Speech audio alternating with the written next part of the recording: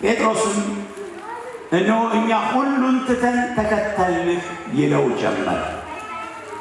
እኛ ሁሉን ትተን ተከተልንህ ይለው ጀመር። ኢየሱስም መልሶ እንዲህ አለ፣ እውነት እላችኋለሁ ስለ እኔና ስለ ወንጌል ቤትን ወይም ወንድሞችን ወይም እህቶችን ወይም አባትን ወይም እናትን ወይም ሚስትን ወይም ልጆችን ወይም እርሻን የተወ አሁን በዚህ ዘመን ከስደት ጋር ቤቶችን፣ ወንድሞችን፣ እህቶችን፣ እናቶችን፣ ልጆችን፣ እርሻን 100 እጥፍ በሚመጣውም ዓለም የዘላለም ሕይወት የማይቀበል ማንም የለም። ግን ፊተኞች ኋለኞች፣ ኋለኞችም ፊተኞች ይሆናሉ። እዚህ ቃል ላይ መልሼ ልናገረው። ምንድነው የምናገኘው? ጌታ ሆይ ሁሉን ትተን ተከተልና አለ ጴጥሮስ። የምታገኙትን ልንገር። አዎ የምታገኙትም 100 እጥፍ በዚህ ምድር።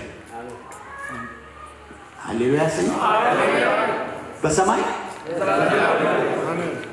ምን አለ ግን እዛ ጋር ረሳችሁ። 100 እጥፍ ከስደት ጋር ያቺ ጋር ምንድን ነች? ተቀጥለዋል። 100 እጥፍ አሪፍ ነች አይደለም? የዘላለም ሕይወትም አሪፍ ነች አይደል? ግን ከስደት አላልኳችሁ?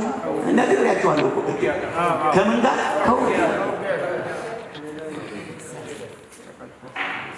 መቶ እጥፍ አሁን ሰው ሁሉ እሷን ያነብና ይዘላታል። ጋርን ይሰግዳል። ከስደት ጋር የምትለዋን ይዘላታል።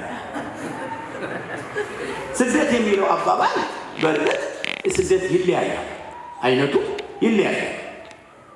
ስደት ማለት ብዙ ጊዜ ሰዎች ዲፋይን የሚያደርጉት ስለ ኢየሱስ እስር ቤት መግባት፣ መራብ፣ መጠማት እንዲህ አይደለም። ስደት አይነቱ ብዙ ነው። የጽድቅ ስደት አለ፣ ለክርስቶስ የሚሆን ስደት አለ፣ የቅድስና ስደት አለ። ብዙ አለ አይደለም የምንቀበላ